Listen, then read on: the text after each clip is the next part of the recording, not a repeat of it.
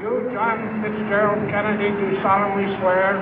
I, John Fitzgerald Kennedy, do solemnly swear. That you will faithfully execute the office of President of the United States. That I will faithfully execute the office of President of the United States. And will, to the best of your ability. And will, to the best of my ability. Preserve, protect, and defend the Constitution of the United States. Preserve, protect, and defend the Constitution of the United States. So help you God. So help me God.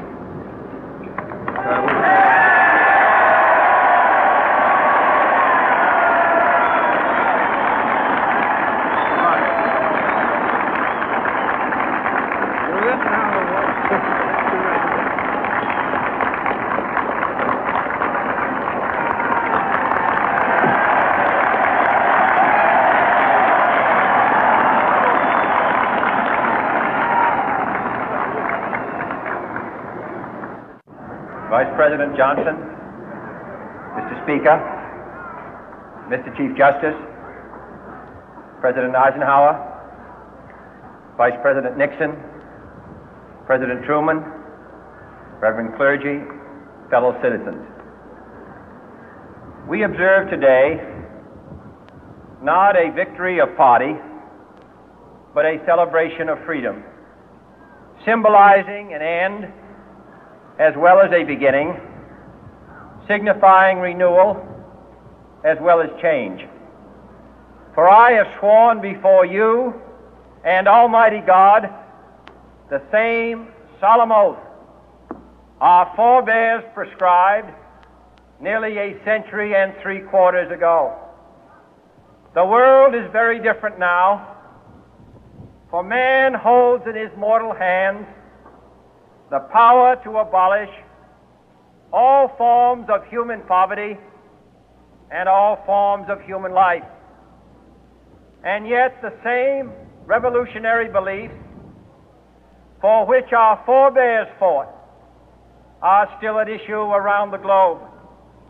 The belief that the rights of man come not from the generosity of the state, but from the hand of God.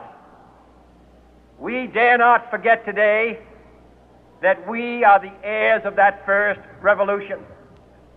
Let the word go forth from this time and place to friend and foe alike that the torch has been passed to a new generation of Americans born in this century, tempered by war, disciplined by a hard and bitter peace, proud of our ancient heritage, and unwilling to witness or permit the slow undoing of those human rights to which this nation has always been committed and to which we are committed today at home and around the world.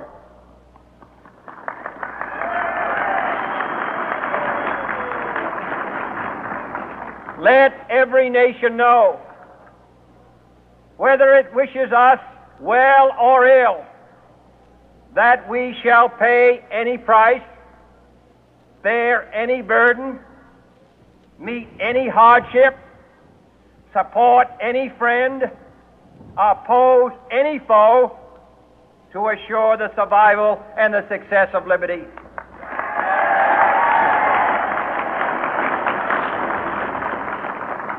This much we pledge and more.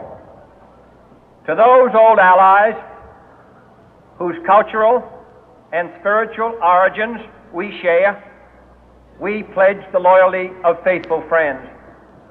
United, there is little we cannot do in a host of cooperative ventures. Divided, there is little we can do, for we dare not meet a powerful challenge at odds and split asunder.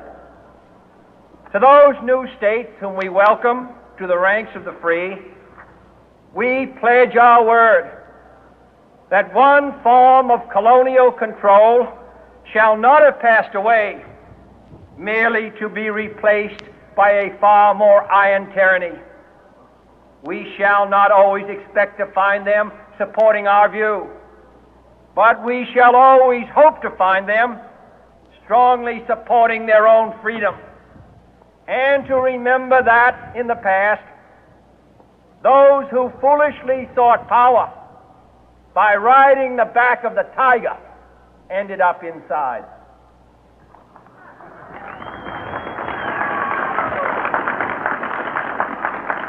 To those people in the huts and villages of half the globe struggling to break the bonds of mass misery, we pledge our best efforts to help them help themselves for whatever period is required, not because the communists may be doing it, not because we seek their votes, but because it is right. If a free society cannot help the many who are poor, it cannot save the few who are rich.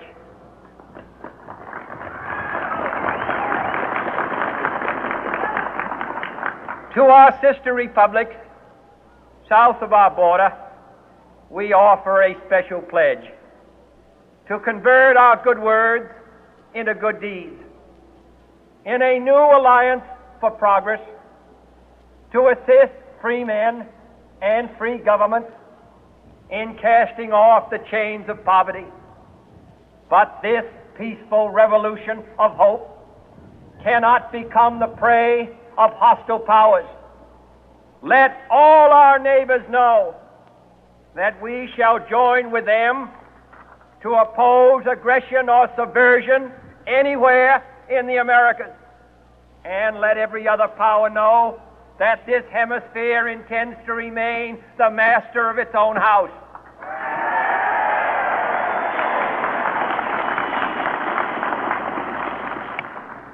To that World Assembly of Sovereign States, the United Nations, our last best hope, in an age where the instruments of war have far outpaced the instruments of peace, we renew our pledge of support to prevent it from becoming merely a forum for invective, to strengthen its shield of the new and the weak, and to enlarge the area in which its writ may run.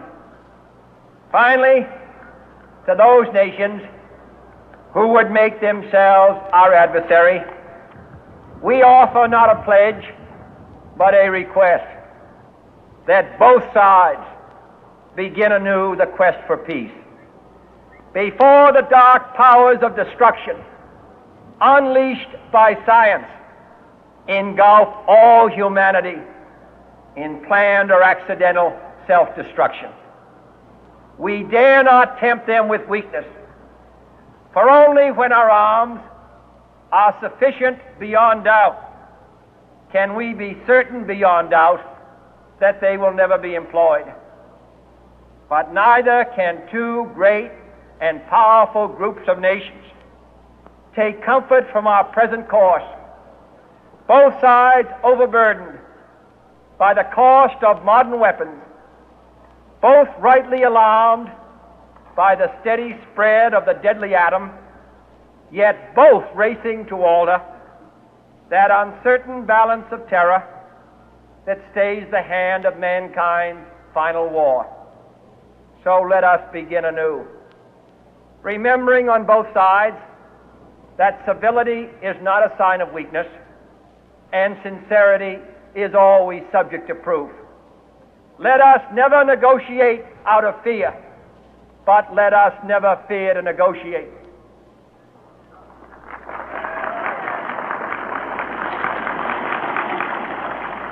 Let both sides explore what problems unite us, instead of belaboring those problems which divide us.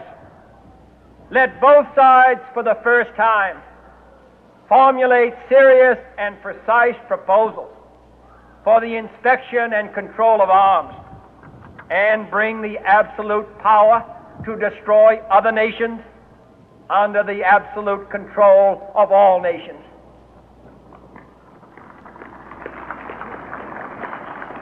Let both sides seek to invoke the wonders of science instead of its terrors. Together, let us explore the stars, conquer the deserts, eradicate disease, tap the ocean depth, and encourage the arts and commerce.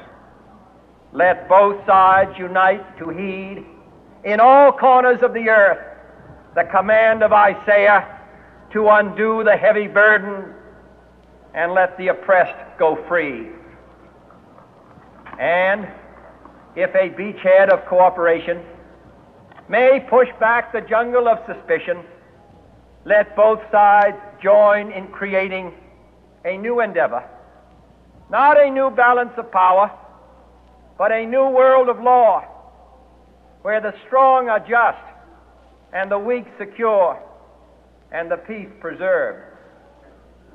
All this will not be finished in the first 100 days, nor will it be finished in the first 1,000 days, nor in the life of this administration, nor even perhaps in our lifetime on this planet. But let us begin.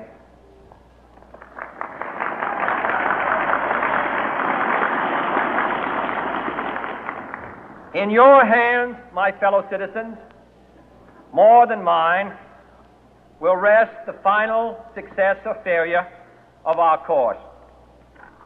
Since this country was founded, each generation of Americans has been summoned to give testimony to its national loyalty. The graves of young Americans who answered the call to service surround the globe.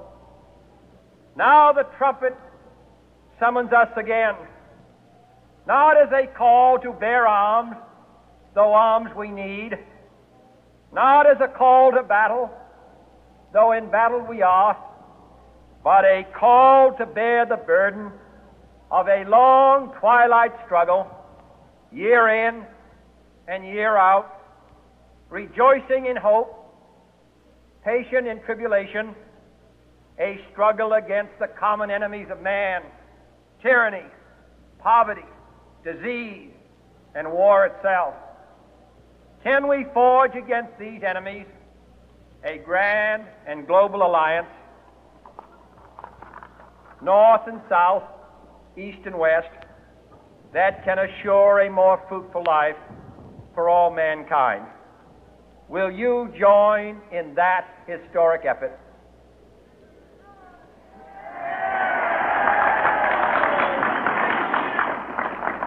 In the long history of the world, only a few generations have been granted the role of defending freedom in its hour of maximum danger. I do not shrink from this responsibility. I welcome it.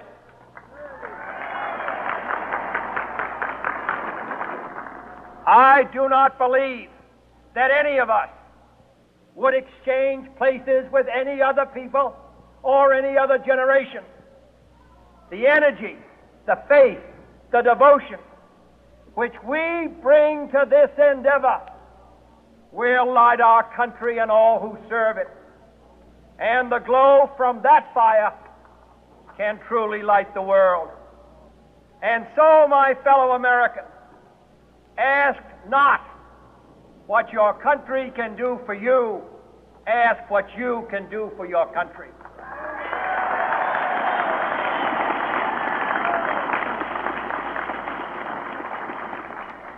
My fellow citizens of the world, ask not what America will do for you, but what together we can do for the freedom of man.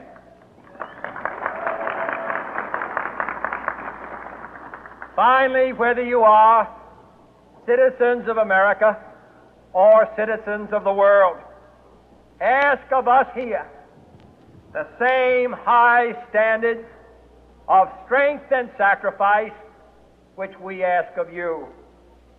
With a good conscience, our only sure reward, with history the final judge of our deeds, let us go forth to lead the land we love, asking His blessing and His help, but knowing that here on earth God's work must truly be our own.